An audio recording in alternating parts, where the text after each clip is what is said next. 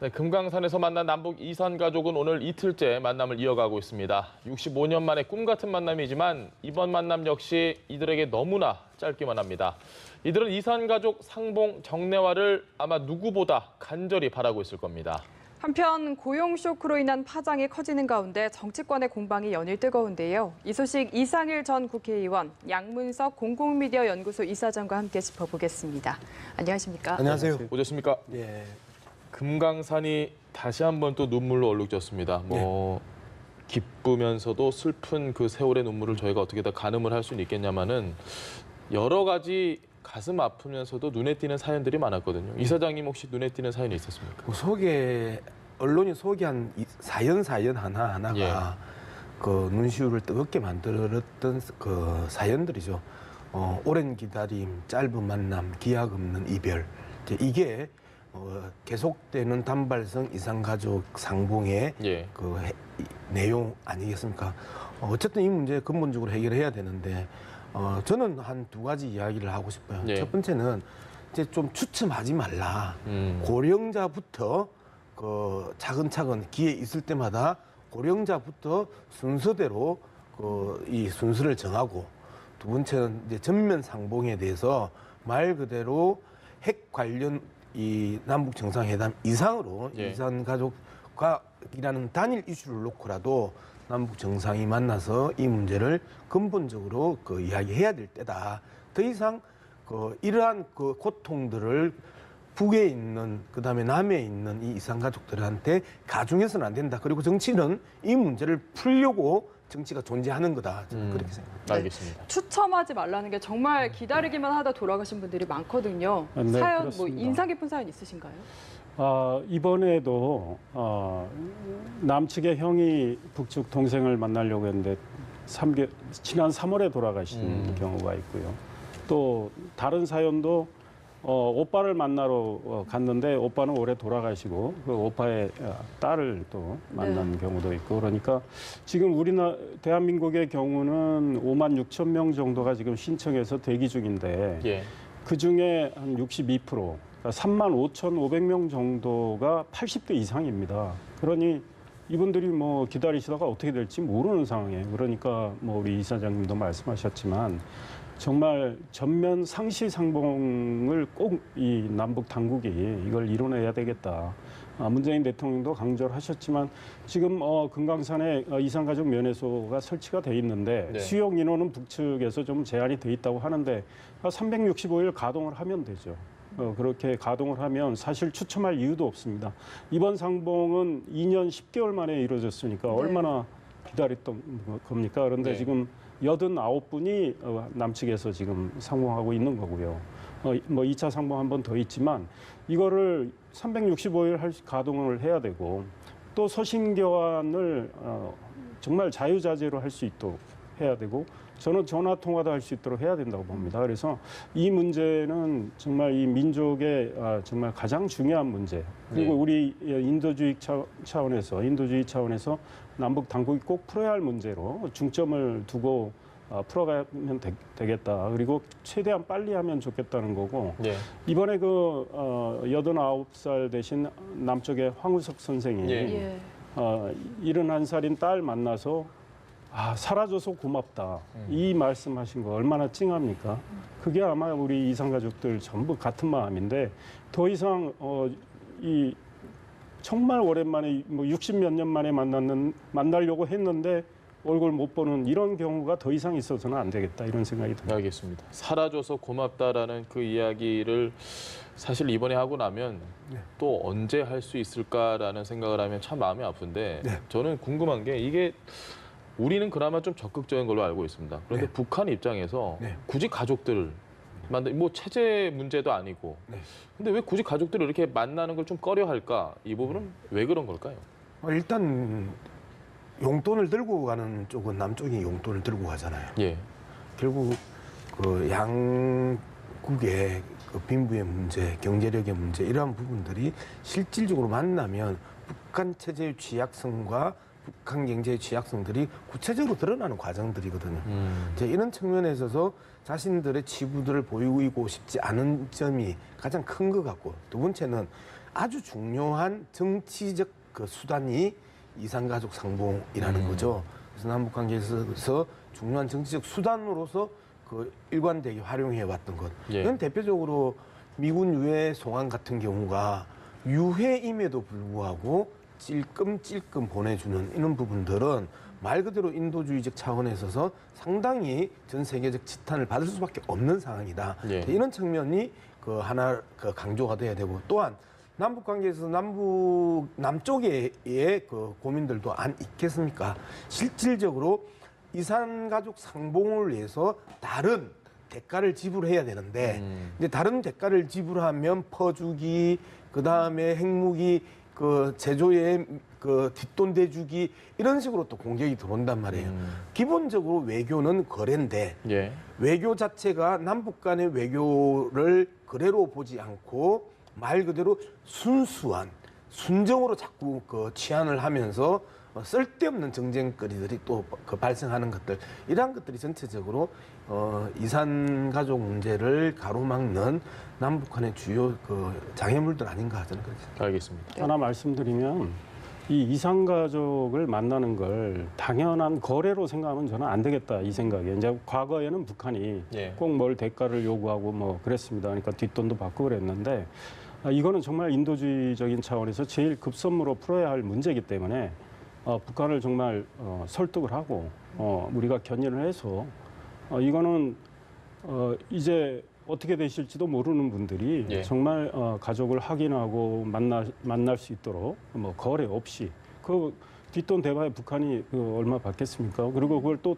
다른 데로 전용하면 북한이라는 체제가 더 이상하게 보이기 때문에 북한도 이번에 생각을 달리 해야 되겠다 이런 생각이 들어요. 알겠습니다. 항상 뭐 북한이 그런 자세로 나와주면 이 문제는 말 그대로 뭐 전면 상봉도, 그 다음에 정기 만남도, 서신도, 전화도 다 가능한데, 예. 항상 북한은 이 문제를 가지고 정치적 지렛대로 활용했다라는 측면에서 그러면 그 정치적 지렛대를 우리가 뻔히 알면서도 그 부분에 대해서 수용을 안 하고 저렇게 안타까운 긴 기다림, 짧은 만남, 기약 없는 이별을 계속해서 매번 할 것이고 저들의 가슴에 못을 박을 것인가, 이 부분을 또 한번 생각을 해보면 어느 게 인도주의적인 측면인지를 한번 고민해봐야 됩니다. 이 문제만큼은 북한의 요구를 받아주더라도 네. 정리화가 이뤄져야 한다는 말씀이셨고요.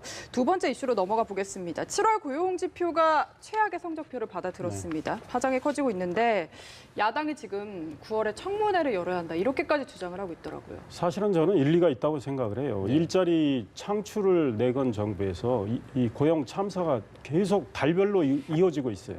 지난 5월에 이제 10만 명대였거든요. 그때 김동연 경제부총리가 충격적이라고 그랬습니다. 예.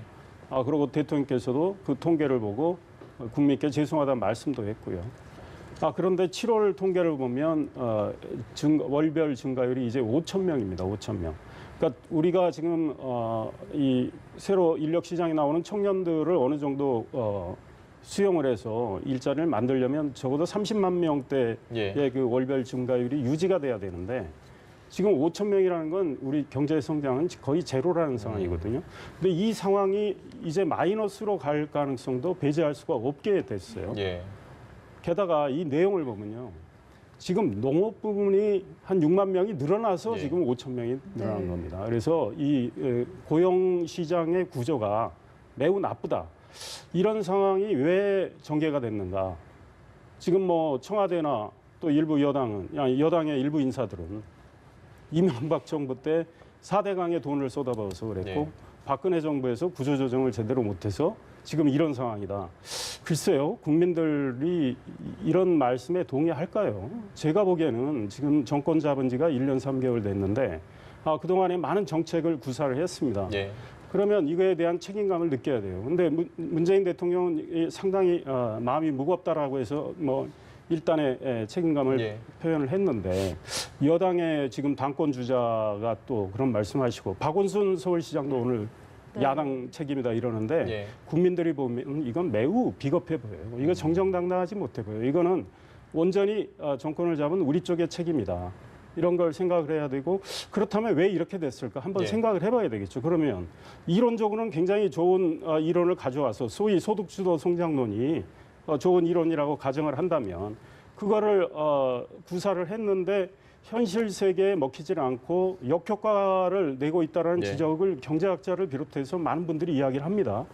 그렇다면 정말 그런가 점검을 해야 되는데 문제 없습니다. 장하성 청와대 정책실장 연말까지 기다려달라. 네. 연말이면 잘 될 것 같이 이야기했는데 만약에 연말에 안 되면 본인은 그때는 물러나야 되겠죠. 근데 제가 보기에는 연말에는 더 나빠질 걸로 봅니다. 그렇기 때문에 왜 이렇게 상황이 전개됐는지 국회에서 당연히 국민을 대변하는 국회에서 저는 따져봐야 되겠다. 물론 여당은 안 할 겁니다. 왜냐하면 여당이 비판을 받아야 하는 상황이기 때문에.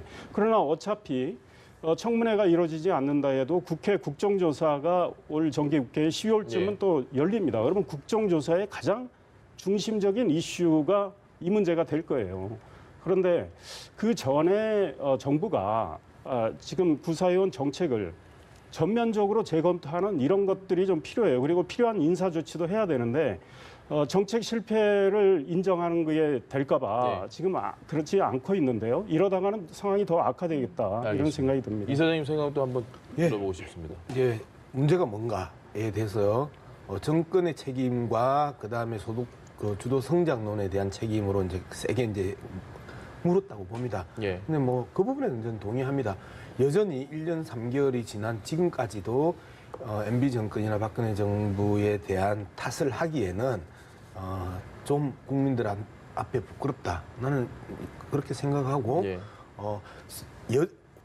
그렇지만 그 원인들은 그 당시에 구조조정이 안 됐던 부분들이 여전히 그 여파가 오거든요. 예. 자, 이번에 소위 말하는 저는 고용 쇼크라고 하는 표현들 참 호들갑이라고 생각을 합니다. 왜 그러냐면 한국의 제조업, 특히 자동차 산업의 경쟁력이 극도로 저하되고 판판이 지금 깨지고 있고 예. 그다음에 아시다시피 MB정부 때부터 구조조정을 못했던 조선산업이 사실상 몰락 상태에 예. 갔고 예. 현대중공업 오늘 또 2,000여 명의 유인력들이 또 발생을 하고 잔량들이 없는 상황이고 그리고 뭐 통영 고성에 있는 성동조선은 사실상 폐업 직전에 가 있고 STX 폐업 직전에 가 있고 조선산업이 몰락했거든요. 그 조선산업의 몰락은 MB 정권 박근혜 정부를 거치면서 몰락을 했단 말이에요. 네. 자, 이런 상황에서 고용에 있어서 실질적인 감소는 어디에서 일어났느냐면 자동차 산업과 조선에서의 사실상 몰락이나 경쟁력 저하를 통해서 그 고용의 감소가 극단적으로 거기에서 일어났습니다. 예. 소위 말해서 최저임금을 인상해가지고 소상공인 영역에 있어서 이 고용이 감소된 부분들은 극히 미미하다라는 겁니다. 이번 통계 예. 자료를 보면. 그렇기 때문에 자꾸 소득 주도 성장이라는 부분을 공격함으로써 뭔가 이 현재의 그 문재인 정부의 방향성이 잘못된 것처럼 공격하는 것은 무리하다. 저는 진단이 잘못되면 처방이 아주 잘못될 수밖에 없다. 지금 진단은 정확하게 하자. 예. 제조업의 사실상의 위기가 고용 감소로 이어졌고 이제는 제조업에 대한 근본적인 혁신을 해야 되는데 제조업은 다 대기업들이 하고 있습니다. 공정 경제라는 부분들이 이 영역에 들어가는 거고요. 그다음 중소기업들을 탄탄하게 만들어야 되는 거 아니에요? 이게 혁신 성장 아닙니까? 그다음에 저소득층들이 소비력을 일정하게 가지고 있고 소비 진작과 내수 진작들을 풀어 나갈 수 있다라는 게 그 소득 주도 성장론이거든요. 이러한 것들이 삼박자가 일치돼서 돌아갈 수 있도록 조정해내야 되는데 이러한 조정 역량에 있어서 지금 청와대나 정부에 있어서의 이 엇박자에 대해서는 신랄하게 비판해도 되지만 예. 큰 방향에 대해서 그리고 진단에 대해서는 정확할 필요는 있다. 책임은 MB 정부나 박근혜 정부가 아니고 문재인 정부가 확실히 우리 책임이로소이다라고 고백하는 것도 중요하다. 마지막으로 자꾸 단기 처방 내지 마라. 예. 방향을 잡았으면 수정과 보완의 문제가 필요하면 할 수도 있지만 연말까지 기다려달라 이런 거 하지 마라. 솔직하게 국민들에게 전반적인 제조업의 구조가 심각하다라고 솔직하게 말하고 이러한 것들 이렇게 확대 재정을 통해서 지금의 긴축 재정을 바꿔서 확대 재정을 통해서 좀 더 많은 돈들과를 쏟아붓고 그러면서 이렇게 바꾸겠다라고 국민 앞에 솔직하게 이야기하고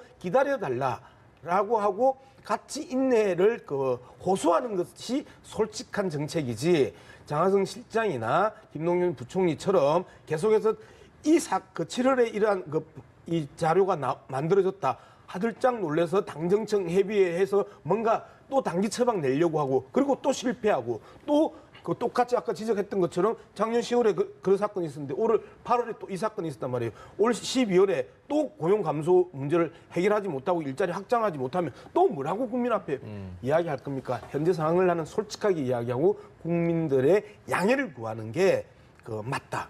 이 기업 구조조정과 관련해서 한 말씀 드리자면 기업 구조조정은 상시적으로 꼭 해와야 돼요. 그러니까 모든 정부가 다 잘할 수는 없는데 노력을 뭐 했다가 안 되는 측면도 있고. 근데 이 정부 들어서도 기업 구조조정을 제대로 안 했습니다. 근데 기업 구조조정의 핵심은요, 노동개혁이에요. 아까 뭐 조선업, 자동차업 이야기했는데 경쟁력이 떨어지고 있는데 지금 거기에 있는 큰 기득권 노조들은 자기 기득권 내놓은 게 하나도 없습니다. 네. 그분들 손해 전혀 안 봤어요. 그러니까 지금 경쟁력이 더 떨어지는데 문재인 정부가 지금 혁신 성장을 이야기하면서 규제 혁신은 하겠다는데 따라줘야 되는 게 노동개혁이에요. 그런데 지금 양대 노총에 대해서 양대 노총이 굉장히 현 정권을 지지하는 세력이지만 네. 이쪽에 대해서 싫은 소리 하지 않고 있습니다. 이런 문제까지 다 짚어야 되고 알겠습니다. 2016년 말 월별 통계 보면요. 고용 증가 숫자가 50만 명이에요. 50만 명. 박근혜 정부 말기에도 이명박 정부도 50만 명 선을 유지했어요. 예. 그런데 그들 정부 때문에 이렇게 지금 5천 명이라는 초라한 숫자다. 이거는요. 제가 보기엔 어불성설이에요. 알겠습니다. 그리고 자영업자들이 과거 정부에서 광화문 거리에 나왔습니까? 그럼 왜 나왔습니까? 그 자영업자들이. 최저임금이 2년 동안 29%가 올랐는데 그걸 어떻게 감당합니까? 주변에 식당 가면 폐업하는 데도 많고 종업원 다 내보내고 이제 자기가 종업원과 주인을 함께하고 있어요. 그러니까 이런 문제에 대해서 그걸 무시하고 갔기 때문에. 그러니까 업종별, 지역별로 최저임금도 차등 적용하는 게 맞았다고 봐요. 근데 그거를 무차별적으로 한 거 아닙니까? 그리고 대통령이 휴가 가시기 전에 광화문에서 호프집 미팅하면서 예. 이 영세 상공인들 자영업자들 만났어요. 그분들이 장관 만나는 줄 알고 그래도 열심히 적어왔죠. 대통령 앞에서 이야기했습니다. 어려움을 하소연했어요. 그리고 업종별로 지역별로 최저임금 차등 적용해달라고 이야기했는데 대통령께서도 이런 지하에 이거는 차별이 생기니까 안 됩니다. 그럼 그분들은 맥이 빠지는 거죠. 그러니까 정책을 좀 한번 점검해야 할 때다. 그리고 그 잘못된 생각을 가진 분은 이제 정리하는 게 맞아요. 저희가 굉장히 지금 다양한 주제를 할 수밖에 없는데 경제라는 게 워낙 어려운 부분이기 때문에 이런 질문 드리고 싶습니다. 사실 국민들은 기업 관계자든 뭐 자영업자든 원인에 대해서 관심을 가지기보다 분석할 시간이 없거든요, 지금. 당장 하루 먹고 살기 바쁘신 분들이기 때문에 앞으로 그래서 어떻게 할 거냐 이런 얘기를 듣고 싶은데 청와대에서는 말씀하셨던 것처럼 장하성 실장과 김동연 부총리가 엇박자 내고 있는데 오늘 청와대에서 나온 얘기가 의견차는 있으나 목적지는 같다라고 얘기를 했습니다. 사실 너무 맞는 말이고 너무 원론적인 얘기인데 지금 이런 원론적인 이야기를 할 때인가 신뢰 문제를 우리가 논의해야 될 상황에 이 부분에 대해서는 어떻게 보십니까? 네. 의견은 다르나 목적지는 같다는요. 보수나 진보가 의견은 다르나 목적지는 같습니다. 예. 국가 발전, 그다음에 그 국민의 복지 향상 뭐 이런 부분이기 때문에 그 부분에 대해서는 저는 하나만한 소리라고 이야기를 하는 거고요. 말 그대로 어제 대통령이 이야기했던 것처럼 의기투합해서 잘 풀어라. 그리고 직을 걸어라. 두 가지를 이야기했거든요. 네. 이 부분에 대해서 좀 더 적극적으로 내부 토론들이 있고 그리고 진보적 성향의 장하성 정책실장과 보수적 성향의 김동연 부총리가 앉아서 정말 이 치맥 미팅을 하더라도 충분히 이야기하고 그리고 거기에 있어서 공감대를 만들고 같은 입장으로 안정되게 가면 국민들 입장에서 그럼 내년에는 좋아지겠지. 지금보다는 나아지겠지 하는 기대를 가질 수 있는데 계속해서 김동연 부총리는 수정 보완할 수 있다. 그러면서도 방향성은 맞다라고 이야기를 하면서 앞뒤가 안 맞는 이야기를 하고 있고 그다음에 장하성 실장은 연말이면 잘 해결될 거다라고 이야기하는데 그 해결되는 방도에 대해서 국민들에게 설득이 안 되고 이렇게 자꾸 위기가 오면 단기 처방으로 그리고 임기응변으로 빠져나가려고 하지 말고 국민들에게 솔직히 이렇다. 그다음에 지금 미중 무역 전쟁이나 그다음에 트럼프의 관세나 그다음에 제조업의 구조적인 그 취약성이나 위기나 이러한 것들을 이야기하고 네. 그다음에 우리 노동 문제도 그러면 이야기할 수 있다. 그리고 그 민주노총에도 양해 구할 수 있다. 한국노총에도 이야기할 수 있다라고 이야기를 하고 설득해 보겠다. 이렇게 있는 그대로를 가지고 이야기하면서 국민들에게 설득하는 모습이 중요한 것이지 단기적으로 면피성 발언이나 임기응변성 회피성 발언 이것은 더 이상 국민들의 신뢰를 악화시키고 문재인 대통령 혼자에게 모든 짐을 떠넘기는 예. 또 다른 책임 회피일 수도 있다고 저는 지적합니다. 알겠습니다. 네. 제가 보기에는요. 사람의 문제와 정책의 문제가 있습니다. 사람의 문제는 김동연, 장하성 두 사람인데 예. 철학이 다르기 때문에 절대 엇박자 내지 말라고 해도 본심은 달라지질 않아요. 예. 7월 6일 날 이분들이 만나서 2주에 한 번씩 조찬하자고 했는데 한 번도 이루어진 적이 없습니다. 게다가 대통령께서 혁신 성장은 김동연 부총리, 소득 주도 성장은 장하성 정책실장 이렇게 맡겨놨어요. 근데 혁신 성장과 소득 주도 성장은요. 함께 발맞춰서 갈 수 있는 이론이 아닙니다.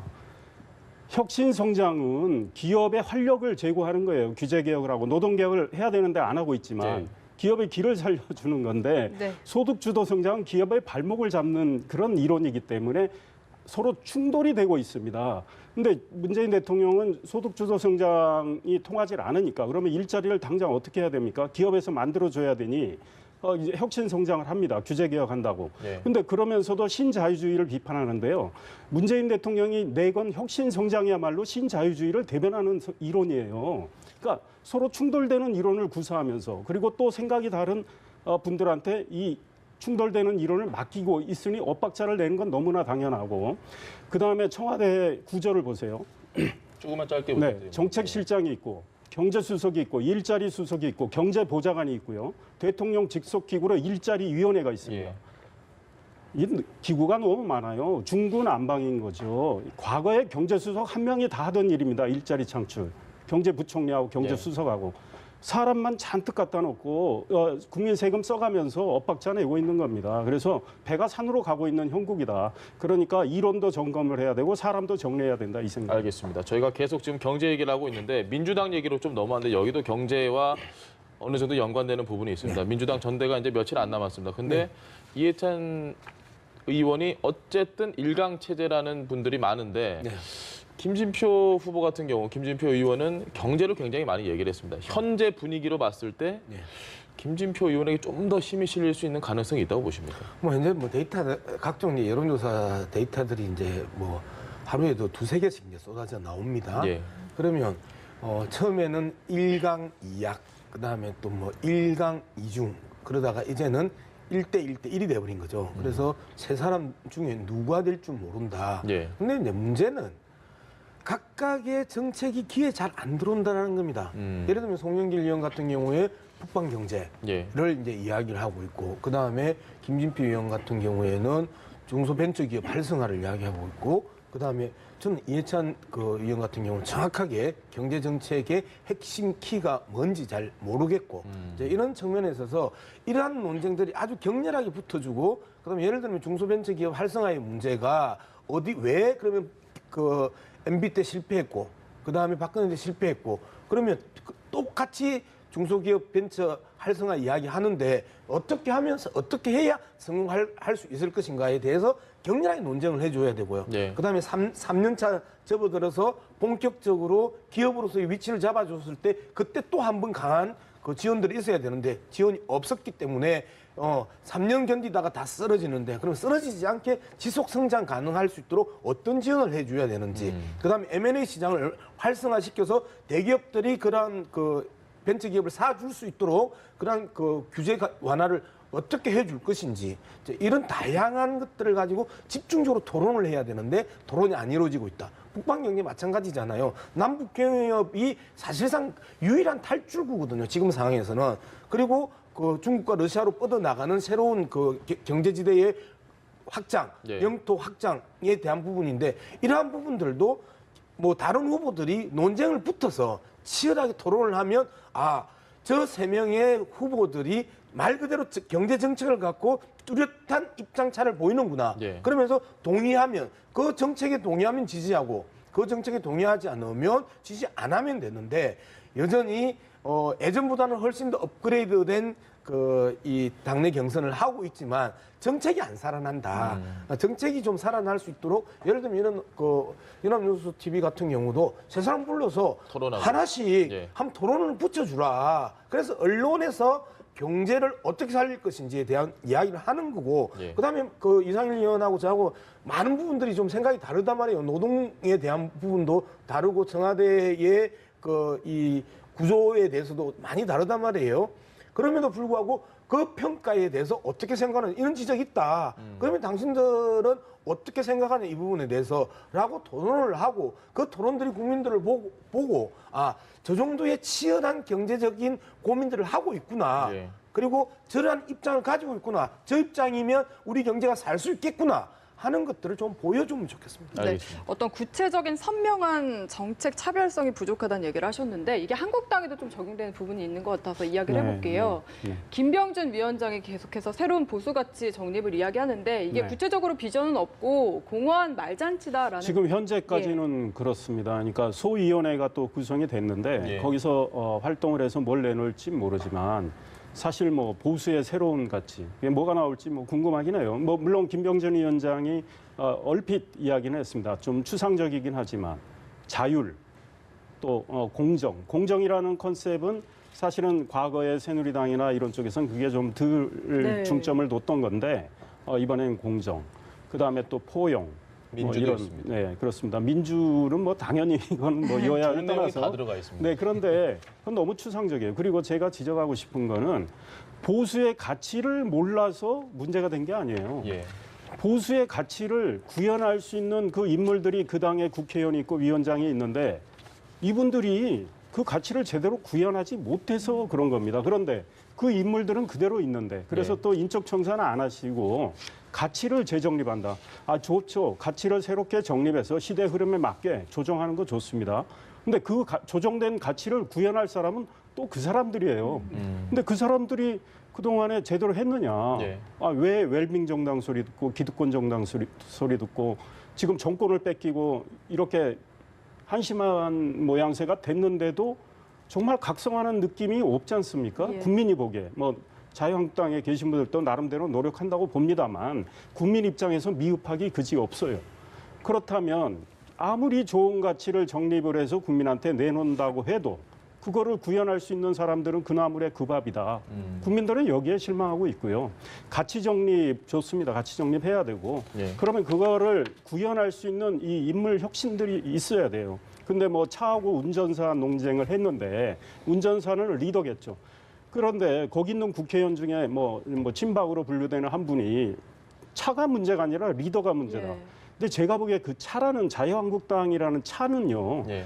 그걸 구성하고 있는 국회의원과 위원장들이에요. 거기 그 차는 사람들입니다. 그중에 리더가 운전사인 거죠. 다 자기들이 문제가 있는 거예요. 근데 나는 문제가 없고 리더가 문제가 있다. 이래서 소위 말해서 자기 책임을 느끼지는 않고 있기 때문에 자유한국당이 뭐 가치 재정립하고 뭐 당명을 바꿀지 안 바꿀지 몰라도 그 정도 바꿨다. 그리고 내년 2월에 그래서 비대위가 끝나고 전당대회를 만약에 연다. 그럼 누가 당대표 나오려고 하겠습니까? 지금 거기 계신 의원들 중진들이 나오려고 하지 않겠어요? 예. 그러면 우리가 이름 다 거론할 수 있습니다. 그분들이 당권 잡아서 공천한다. 국민들이 얼마나 감동할까요? 그래서 제가 자유한국당은 해산만이 답이라고 제가 주장하는 겁니다. 정말 해산을 하면 인적 청산이 절로 됩니다. 예. 뿔뿔이 흩어지면 좋은 사람들이 모여서 신진들하고 새롭게 할 수가 있어요. 근데 지금 자유한국당 이름 바꾸고 가치를 재정립한다? 누가 신진이 거기 들어갑니까? 네. 알겠습니다. 제가 한마디만 붙이면요. 네. 자유민주 공정 포용을 경제 정책으로 표현을 하면요. 예. 자유가 혁신 성장이거든요. 예. 그다음에 공정이 공정 경제거든요. 예. 그다음에 포용이 소득 주도 성장이거나 그다음 소득 주도 성장이고 좀 더 구체적으로 이야기하면 최저임금 인상이거나 예. 그다음에 근로시간 단축이란 말이에요.